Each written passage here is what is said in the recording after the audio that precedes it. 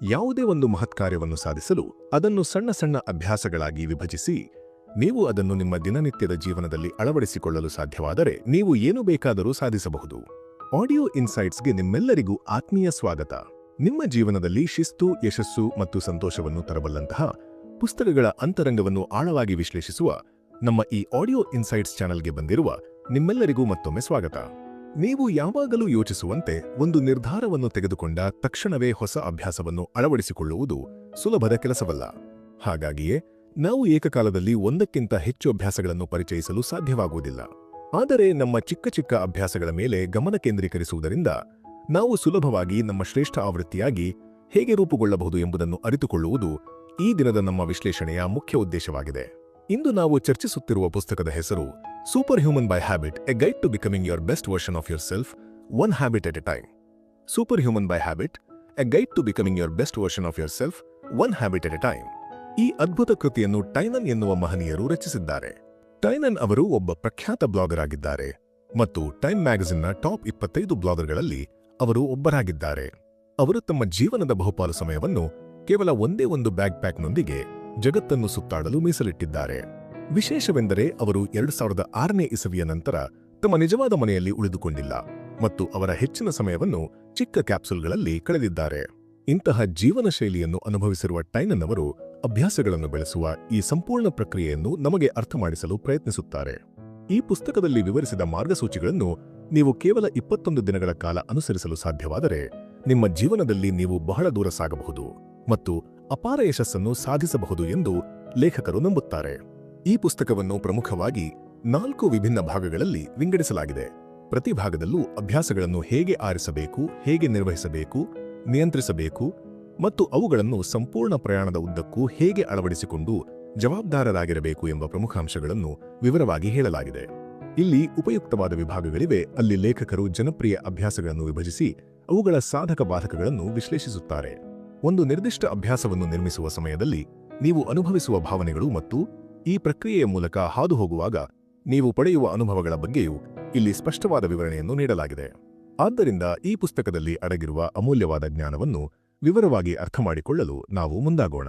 ಭಾಗ 1, ಅಭ್ಯಾಸಗಳನ್ನು ನಿರ್ಮಿಸುವುದು ಹೇಗೆ. ಮೊದಲ ಭಾಗದಲ್ಲಿ ನಾವು ಅಭ್ಯಾಸಗಳನ್ನು ನಿರ್ಮಿಸುವ ಮೂಲಭೂತ ಪ್ರಕ್ರಿಯೆಯನ್ನು ತಿಳಿದುಕೊಳ್ಳುತ್ತೇವೆ. ಅಭ್ಯಾಸದ ವ್ಯಾಖ್ಯಾನ ಮತ್ತು ಶಕ್ತಿ. ಅಭ್ಯಾಸ ಎಂದರೆ ಯಾವುದೇ ಒಂದು ಕೆಲಸ ಅಥವಾ ಚಟುವಟಿಕೆ. ಇದು ಪುನರಾವರ್ತಿತ ಆಧಾರದ ಮೇಲೆ ನಾವು ಮಾಡುವ ಒಂದು ಕ್ರಿಯೆಯಾಗಿದೆ. ಅದನ್ನು ನಾವು ಕಡಿಮೆ ಪ್ರಯತ್ನ ಅಥವಾ ಯಾವುದೇ ಆಲೋಚನೆಯಿಲ್ಲದೆ ಮಾಡುತ್ತೇವೆ. ಅಭ್ಯಾಸದ ನಿಜವಾದ ಶಕ್ತಿಯು ಈ ವ್ಯಾಖ್ಯಾನದ 2ನೇ ಭಾಗದಲ್ಲಿದೆ. ಅಂದರೆ ಯಾವುದೇ ಶ್ರಮ ಅಥವಾ ಆಲೋಚನೆಯ ಅಗತ್ಯವಿಲ್ಲದೆ ಕೆಲಸವನ್ನು ಮಾಡುವುದು.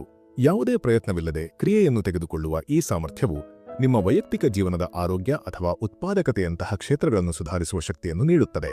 ಇದಕ್ಕೆ ನಾವು ಹೆಚ್ಚು ವಿಲ್ ಪವರ್ ಅಂದರೆ ಮನಸ್ಸಿನ ಶಕ್ತಿಯನ್ನು ಖರ್ಚು ಮಾಡುವ ಅಗತ್ಯವಿರುವುದಿಲ್ಲ. ಈ ಪ್ರಕ್ರಿಯೆಯು ನೀವು ನಿರ್ದಿಷ್ಟ ಪ್ರಮಾಣದ ಶಕ್ತಿಯನ್ನು ಖರ್ಚು ಮಾಡಿದಾಗ ಸಂಭವಿಸುತ್ತದೆ. ಮನಸ್ಸಿನ ಶಕ್ತಿ ಅಥವಾ ವಿಲ್ ಪವರ್ ಅನ್ನು ಕಾಲಕ್ರಮೇಣ ನಿರ್ಮಿಸಲು ಸಾಧ್ಯವಿದ್ದರೂ ಅದಕ್ಕೂ ತನ್ನದೇ ಆದ ಮಿತಿಗಳಿವೆ ಎಂಬುದನ್ನು ನಾವು ನೆನಪಿನಲ್ಲಿಡಬೇಕು.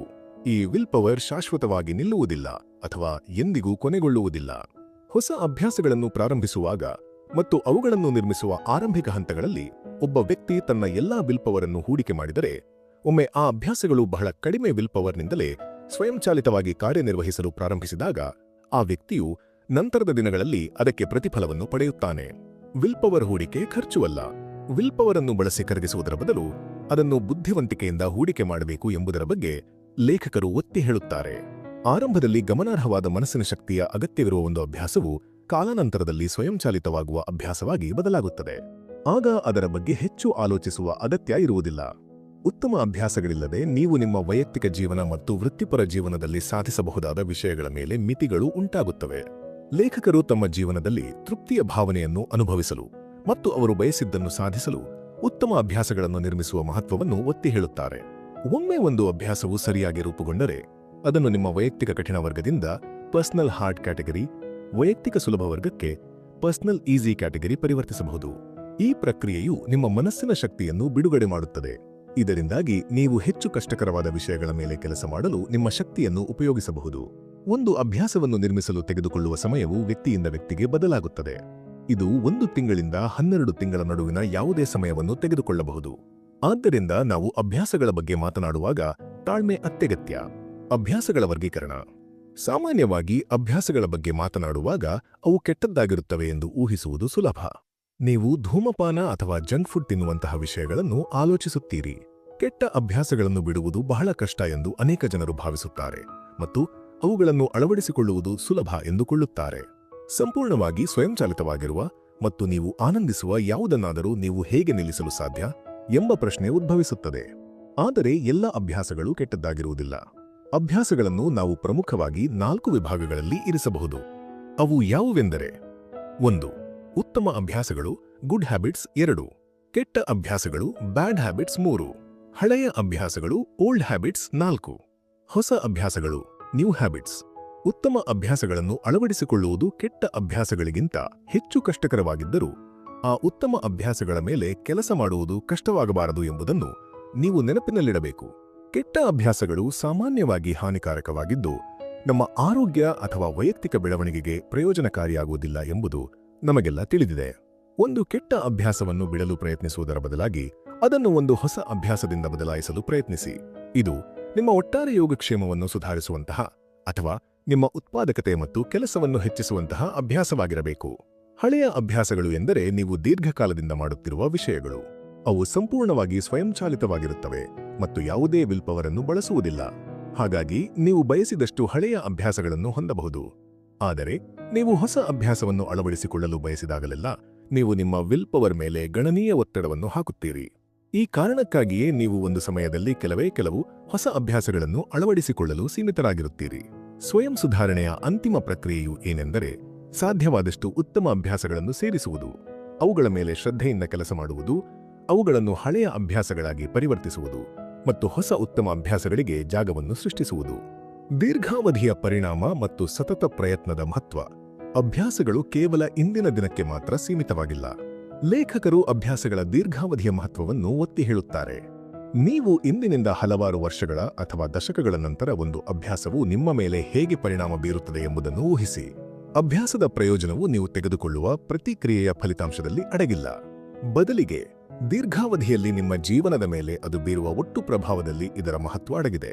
ನೀವು ದೀರ್ಘಾವಧಿಯ ದೃಷ್ಟಿಕೋನವನ್ನು ಅಳವಡಿಸಿಕೊಂಡಾಗ ಅಭ್ಯಾಸವನ್ನು ಅಳವಡಿಸಿಕೊಳ್ಳುವ ಪ್ರಮುಖ ಅಂಶವೆಂದರೆ ಸತತ ಪ್ರಯತ್ನ ಅಥವಾ ಸ್ಥಿರತೆ, ಕನ್ಸಿಸ್ಟೆನ್ಸಿ ಎಂಬುದು ಸ್ಪಷ್ಟವಾಗುತ್ತದೆ. ನೀವು ನಿರಂತರವಾಗಿ ನಿಮ್ಮ ಅಭ್ಯಾಸವನ್ನು ಪೂರ್ಣಗೊಳಿಸಲು ಸಾಧ್ಯವಾಗದಿದ್ದರೆ ಅದನ್ನು ದೀರ್ಘಾವಧಿಯಲ್ಲಿ ನಿರ್ವಹಿಸಲು ನಿಮಗೆ ಯಾವುದೇ ಅವಕಾಶವಿರುವುದಿಲ್ಲ.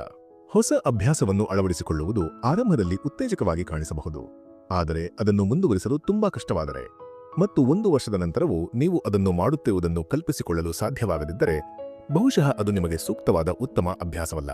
ಹೊಸ ಅಭ್ಯಾಸವನ್ನು ಅಳವಡಿಸಿಕೊಳ್ಳುವ ಆರಂಭಿಕ ದಿನಗಳ ವಿಷಯಕ್ಕೆ ಬಂದಾಗ ಸತತ ಪ್ರಯತ್ನವೇ ಯಶಸ್ಸಿನ ಕೀಲಿಯಾಗಿದೆ. ಈ ಆರಂಭಿಕ ಹಂತಗಳು ಆವೇಗವನ್ನು ಮೊಮೆಂಟಮ್ ನಿರ್ಮಿಸುವ ಬಗ್ಗೆ ಇವೆ. ಒಂದು ಅಭ್ಯಾಸವನ್ನು ಸತತವಾಗಿ 2 ದಿನಗಳವರೆಗೆ ತಪ್ಪಿಸುವುದು ಅಭ್ಯಾಸದ ಆತ್ಮಹತ್ಯೆಗೆ ಸಮಾನವಾಗಿದೆ ಎಂದು ಲೇಖಕರು ಹೇಳುತ್ತಾರೆ. ಕೇವಲ 1 ದಿನ ಅಭ್ಯಾಸವನ್ನು ತಪ್ಪಿಸುವುದು ನಿಮ್ಮ ದೀರ್ಘಾವಧಿಯ ಯಶಸ್ಸಿನ ಸಾಧ್ಯತೆಗಳನ್ನು 5% ಕಡಿಮೆ ಮಾಡುತ್ತದೆ. ಆದರೆ ಸತತವಾಗಿ 2 ದಿನಗಳ ಕಾಲ ಅದನ್ನು ತಪ್ಪಿಸುವುದು ಈ ಸಾಧ್ಯತೆಯನ್ನು 40% ಕಡಿಮೆ ಮಾಡುತ್ತದೆ. ಒಂದು ವೇಳೆ ನೀವು ಅದನ್ನು 3 ದಿನಗಳವರೆಗೆ ತಪ್ಪಿಸಿದರೆ ನೀವು ಅದನ್ನು ಮೊದಲಿನಿಂದ ಪ್ರಾರಂಭಿಸಬೇಕಾಗುತ್ತದೆ. ಅಭ್ಯಾಸಗಳು ನಿಮ್ಮ ದಿನಚರಿಯ ಭಾಗವಾಗಲು ಸಮಯ ತೆಗೆದುಕೊಳ್ಳುತ್ತದೆ.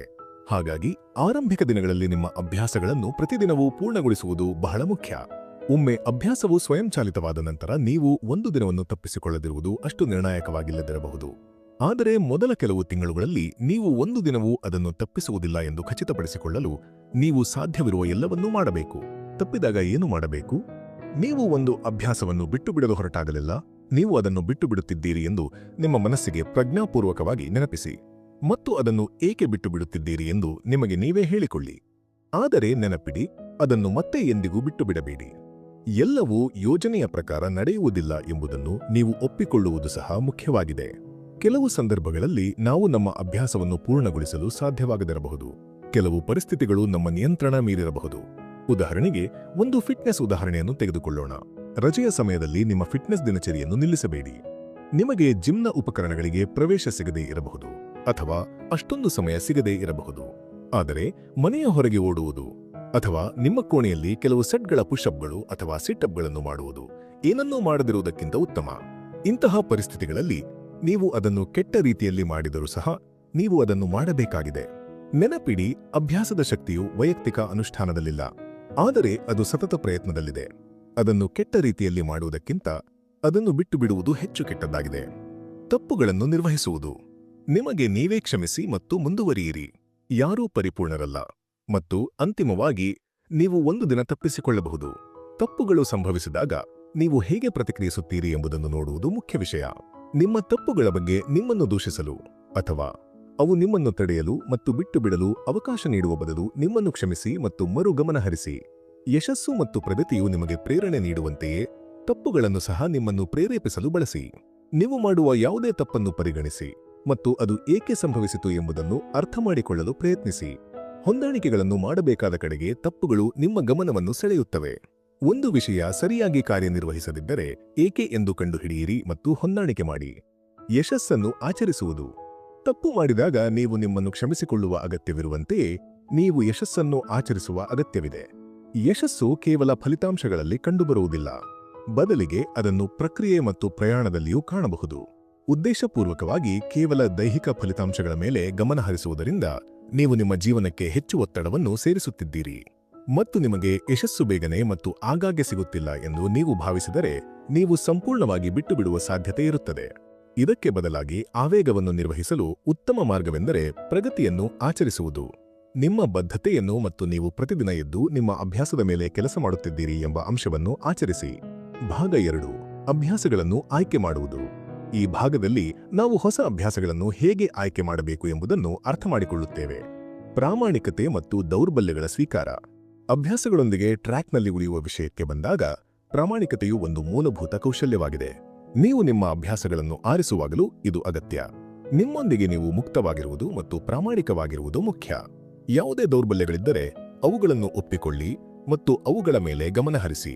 ಉದಾಹರಣೆಗೆ, ನೀವು ಅನಾರೋಗ್ಯಕರವಾಗಿದ್ದೀರಾ ಅಥವಾ ಅನರ್ಹರಾಗಿದ್ದೀರಾ? ನೀವು ನಿಮ್ಮನ್ನು ಪ್ರೇರಣೆರಹಿತ ಮತ್ತು ಅಸಂಘಟಿತ ಎಂದು ಪರಿಗಣಿಸುತ್ತೀರಾ? ಹೌದು ಎಂದಾದರೆ ಇವು ಗಮನಹರಿಸಬೇಕಾದ ಕ್ಷೇತ್ರಗಳು ಮತ್ತು ಹೊಸ, ಉತ್ತಮ ಅಭ್ಯಾಸಗಳನ್ನು ಪರಿಚಯಿಸಬೇಕಾದ ಅಂಶಗಳಾಗಿವೆ. ನಿಮ್ಮ ದೌರ್ಬಲ್ಯಗಳನ್ನು ಒಪ್ಪಿಕೊಳ್ಳುವುದು ಕಷ್ಟಕರವಾಗಿದ್ದರೂ ಉತ್ತಮ ಅಭ್ಯಾಸವನ್ನು ಅಳವಡಿಸಿಕೊಳ್ಳುವ ಹಾದಿಯಲ್ಲಿ ಇದು ಬಹಳ ನಿರ್ಣಾಯಕವಾಗಿದೆ. ನೀವು ಈಗಾಗಲೇ ಯಾವುದಾದರೂ ವಿಷಯದಲ್ಲಿ ಉತ್ತಮವಾಗಿದ್ದರೆ ಆ ಕ್ಷೇತ್ರದಲ್ಲಿ ಹೊಸ ಅಭ್ಯಾಸವನ್ನು ನಿರ್ಮಿಸುವುದು ಸುಲಭವಾಗುತ್ತದೆ. ಕಷ್ಟಕರವಾದ ಭಾಗವೆಂದರೆ ನೀವು ಉತ್ತಮವಾಗಿಲ್ಲದ ಕ್ಷೇತ್ರದಲ್ಲಿ ಹೊಸ ಅಭ್ಯಾಸವನ್ನು ಪರಿಚಯಿಸುವುದು. ಆದರೆ ಹೆಚ್ಚು ಕಷ್ಟಕರವಾದದ್ದು ಎಲ್ಲಿದೆಯೋ ಅಲ್ಲಿಯೇ ಅತ್ಯಂತ ಮಹತ್ವದ ಮತ್ತು ಉತ್ತಮ ಬದಲಾವಣೆಗಳು ಹೊರಹೊಮ್ಮುತ್ತವೆ. ಹೆಚ್ಚಿನ ಆದ್ಯತೆಯ ಅಭ್ಯಾಸಗಳು. ತಾಂತ್ರಿಕವಾಗಿ ನೀವು ಕೆಲಸ ಮಾಡಬೇಕಾದ ಮೊದಲ ಅಭ್ಯಾಸಗಳು ಹೆಚ್ಚಿನ ಆದ್ಯತೆಯ ಅಭ್ಯಾಸಗಳಾಗಿವೆ. ನೀವು ಈ ಅಭ್ಯಾಸಗಳ ಬಗ್ಗೆ ಕಾಳಜಿ ವಹಿಸಬೇಕು ಮತ್ತು ಅವುಗಳ ಮೇಲೆ ಉಳಿಯಲು ಉತ್ಸುಕರಾಗಿರಬೇಕು. ನೀವು ಅಭ್ಯಾಸದ ಸ್ಫೂರ್ತಿಗಾಗಿ ನೋಡುತ್ತಿದ್ದರೆ ನಿಮ್ಮ ಆಪ್ತ ಸ್ನೇಹಿತರನ್ನು ಕೇಳಿ. ಅವರು ನೀವು ಯಾವುದರ ಮೇಲೆ ಕೆಲಸ ಮಾಡಬೇಕು ಎಂದು ಯೋಚಿಸುತ್ತಾರೆ ಎಂಬುದನ್ನು ತಿಳಿದುಕೊಳ್ಳಿ. ನಿಮ್ಮ ಆರಾಮ ವಲಯದ ಹೊರಗಿರುವ ನೀವು ಸಾಮಾನ್ಯವಾಗಿ ಮಾಡದ ವಿಷಯಗಳನ್ನು ನೋಡಿ ಮತ್ತು ನಿಮ್ಮ ಸಾಮಾಜಿಕ ಕೌಶಲ್ಯಗಳ ಮೇಲೆ ಗಮನಹರಿಸಿ. ಇದರ ಮೇಲೆ ಕೆಲಸ ಮಾಡುವುದು ಬಹಳ ಪ್ರಯೋಜನಕಾರಿಯಾಗಬಹುದು. ಸಂಪೂರ್ಣ ಜವಾಬ್ದಾರಿಯನ್ನು ತೆಗೆದುಕೊಳ್ಳುವುದು. ಅನೇಕ ಜನರು ತಮ್ಮೊಂದಿಗೆ ಸಂಭವಿಸಿದ ನಕಾರಾತ್ಮಕ ಪರಿಣಾಮಗಳು ಮತ್ತು ಪರಿಸ್ಥಿತಿಗಳಿಂದ ತಮ್ಮನ್ನು ಬೇರ್ಪಡಿಸಿಕೊಳ್ಳುತ್ತಾರೆ. ಇದು ಅವರ ತಪ್ಪಲ್ಲ ಎಂದು ಅವರು ಭಾವಿಸುವುದರಿಂದ ಹೀಗೆ ಮಾಡುತ್ತಾರೆ. ಆದಾಗ್ಯೂ ಈ ಮನೋಭಾವವನ್ನು ಅಳವಡಿಸಿಕೊಳ್ಳುವ ಮೂಲಕ ನೀವು ನಕಾರಾತ್ಮಕ ಅನುಭವಗಳಿಂದ ಎಂದಿಗೂ ಕಲಿಯಲು ಸಾಧ್ಯವಾಗುವುದಿಲ್ಲ.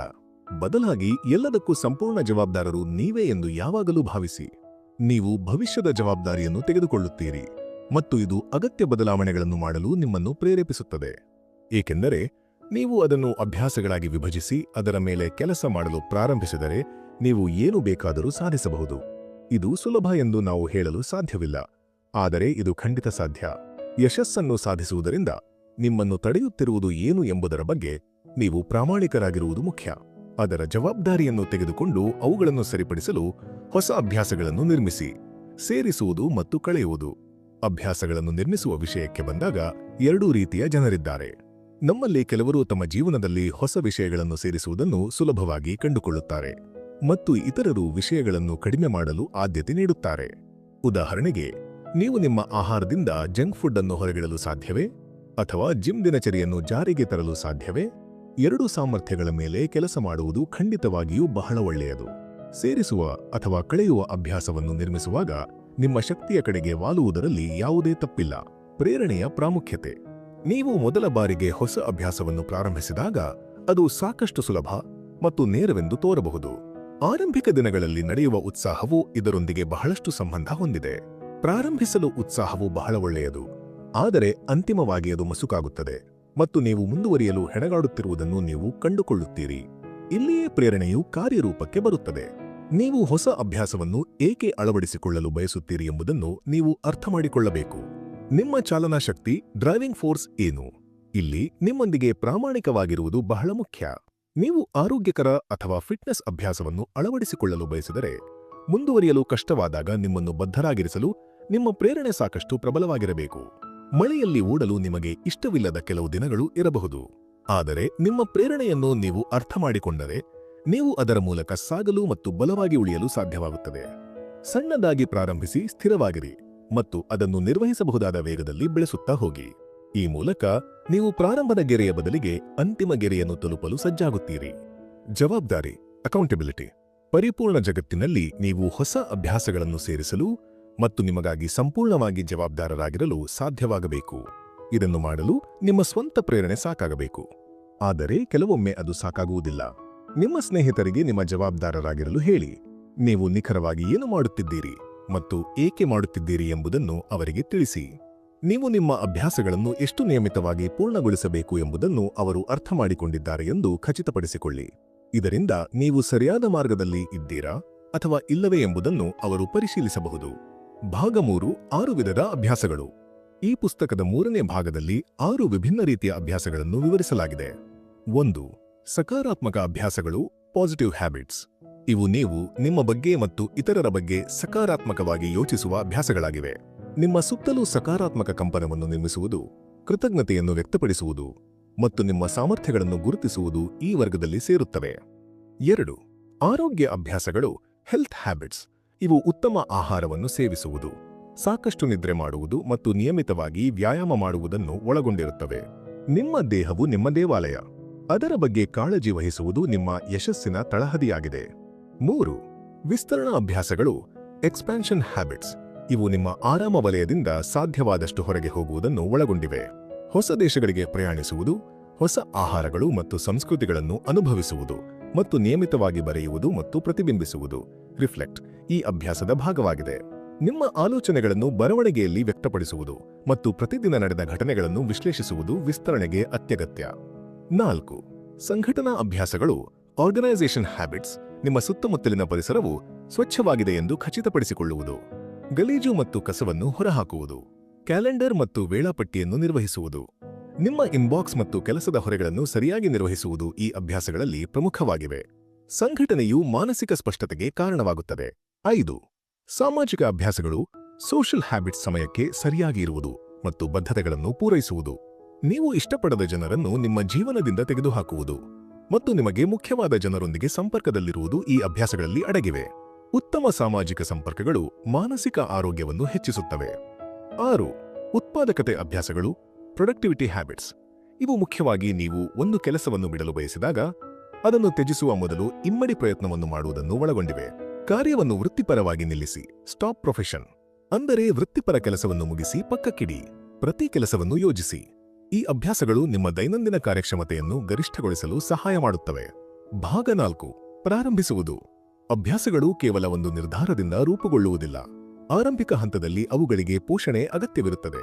ಹೊಸ ಅಭ್ಯಾಸವನ್ನು ಅಳವಡಿಸಿಕೊಳ್ಳಲು ನಿರ್ಧರಿಸುವುದು ಮತ್ತು ಅದರ ಮೇಲೆ ಕೆಲಸ ಮಾಡಲು ಪ್ರಾರಂಭಿಸುವುದು ಸುಲಭದ ಕೆಲಸವಲ್ಲ. ನಿಮ್ಮ ಜೀವನದಲ್ಲಿ ಇದು ಹೇಗೆ ಹೊಂದಿಕೊಳ್ಳುತ್ತದೆ ಮತ್ತು ನೀವು ನಿಯಮಿತವಾಗಿ ಏನು ಮಾಡಲು ಸಾಧ್ಯ ಎಂಬುದನ್ನು ನೀವು ಪರಿಗಣಿಸಬೇಕು. ಹೊಸ ಅಭ್ಯಾಸವನ್ನು ನಿರ್ಮಿಸುವ ವಿಷಯ ಬಂದಾಗ ಇದು ರೋಮಾಂಚನಕಾರಿಯಾಗಿರಬಹುದು, ಆದರೆ ಇದು ಅಗಾಧವಾಗಿಯೂ ಇರಬಹುದು. ಆದ್ದರಿಂದ ತಾರ್ಕಿಕವಾಗಿ ಮತ್ತು ವಾಸ್ತವಿಕವಾಗಿರುವುದು ಅತ್ಯಗತ್ಯ. ಅಭ್ಯಾಸಗಳನ್ನು ನಿರ್ಮಿಸುವ ಅಭ್ಯಾಸವು ಸರಳವಾಗಿದೆ. ನಾವು ಪ್ರತಿದಿನ ಮಾಡುವ ವಿಷಯಗಳನ್ನು ಗುರುತಿಸುತ್ತೇವೆ ಮತ್ತು ನಾವು ಅವುಗಳನ್ನು ಸ್ವಲ್ಪ ಉತ್ತಮಗೊಳಿಸುವ ರೀತಿಯಲ್ಲಿ ಹೊಂದಾಣಿಕೆ ಮಾಡುತ್ತೇವೆ. ನಾವು ಸಣ್ಣ ಕ್ರಿಯೆಗಳ ಶಕ್ತಿಯನ್ನು ನಂಬುತ್ತೇವೆ ಮತ್ತು ನಾವು ಆ ಪ್ರಯೋಜನಗಳನ್ನು ಪಡೆಯುವ ರೀತಿಯಲ್ಲಿ ನಮ್ಮ ನಡವಳಿಕೆಯನ್ನು ಹೊಂದಾಣಿಕೆ ಮಾಡುತ್ತೇವೆ. ಸೂಪರ್ ಹ್ಯೂಮನ್ ಬೈ ಹ್ಯಾಬಿಟ್ ಸಾರಾಂಶ, ಪ್ರಮುಖ ಅಂಶಗಳು. ಇದು ಟೈನನ್ ಅವರ ಸೂಪರ್ ಹ್ಯೂಮನ್ ಬೈ ಹ್ಯಾಬಿಟ್ ಪುಸ್ತಕದ ಆಳವಾದ ಸಾರಾಂಶವಾಗಿತ್ತು. ಮುಖ್ಯ ಅಂಶಗಳನ್ನು ಮತ್ತೊಮ್ಮೆ ನಿಮ್ಮ ನೆನಪಿಗಾಗಿ ಪುನರಾವರ್ತಿಸೋಣ. 1. ಅಭ್ಯಾಸಗಳು ಎಂದರೆ ನಾವು ಸುಲಭವಾಗಿ ಅಳವಡಿಸಿಕೊಳ್ಳುವ ವರ್ತನೆಗಳು. ಅಭ್ಯಾಸವು ಒಂದು ನಡವಳಿಕೆ ಅಥವಾ ಚಟುವಟಿಕೆಯಾಗಿದೆ. ಇದನ್ನು ನಿಮ್ಮ ಸಮಯವನ್ನು ಉಳಿಸಲು ಮತ್ತು ಉತ್ಪಾದಕತೆಯನ್ನು ಹೆಚ್ಚಿಸಲು ನೀವು ಸಹಜವಾಗಿ ಮಾಡುತ್ತೀರಿ. ಇದು ಸಹಜವಾಗಿ ಸಂಭವಿಸಿದಾಗ ನೀವು ಯಾವುದೇ ಕೆಲಸವನ್ನು ಹೆಚ್ಚು ಯೋಚಿಸದೆ ಬಹುತೇಕ ಸ್ವಯಂಚಾಲಿತ ರೀತಿಯಲ್ಲಿ ಮಾಡಲು ಸಾಧ್ಯವಾಗುತ್ತದೆ. 2.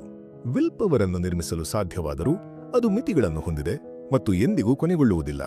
ಕಾಲಾನಂತರದಲ್ಲಿ ಗಣನೀಯ ಶಕ್ತಿಯ ಅಗತ್ಯವಿರುವ ಒಂದು ಕ್ರಿಯೆಯು ಹೆಚ್ಚು ಆಲೋಚನೆಯ ಅಗತ್ಯವಿಲ್ಲದ ಸ್ವಯಂಚಾಲಿತ ವಿಷಯವಾಗಿ ರೂಪಾಂತರಗೊಳ್ಳುತ್ತದೆ. 3.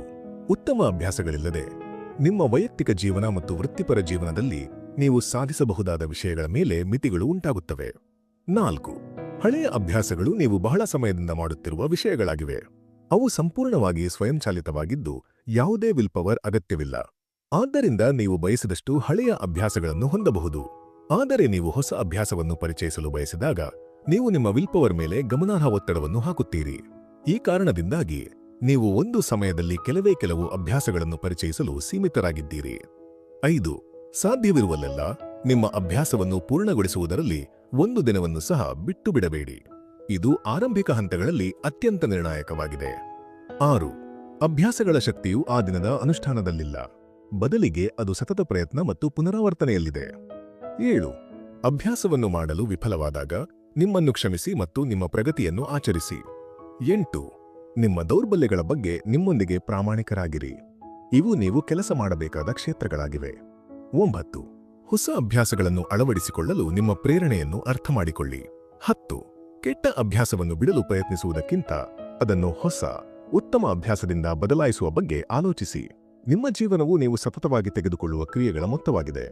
ಅಭ್ಯಾಸಗಳನ್ನು ಪೋಷಿಸುವ ಮೂಲಕ ನೀವು ನಿಮ್ಮ ದೀರ್ಘಕಾಲೀನ ಯಶಸ್ಸಿನ ಬೇರುಗಳನ್ನು ಗಟ್ಟಿಗೊಳಿಸುತ್ತೀರಿ. ಈ ಅದ್ಭುತ ವಿಶ್ಲೇಷಣೆಯನ್ನು ನಿಮ್ಮೆಲ್ಲರೊಂದಿಗೆ ಹಂಚಿಕೊಂಡಿರುವುದು ನಮಗೆ ಸಂತೋಷ ತಂದಿದೆ.